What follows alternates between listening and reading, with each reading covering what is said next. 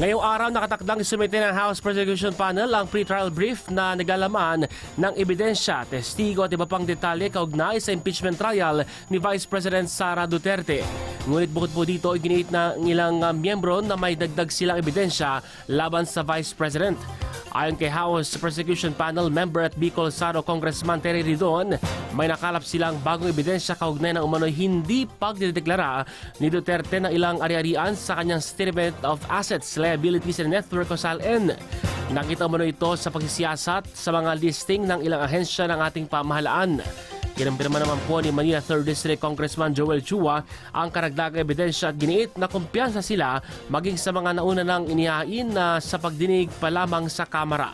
Ihain po ng prosecution panel ang pre-trial brief sa closed-door pre-trial conference na isasagawa sa Huwebes, June 18 kung saan pagkakasunduan ang stipulation of facts, pagmarka ng mga ebidensya at pagtukoy sa mga testigo.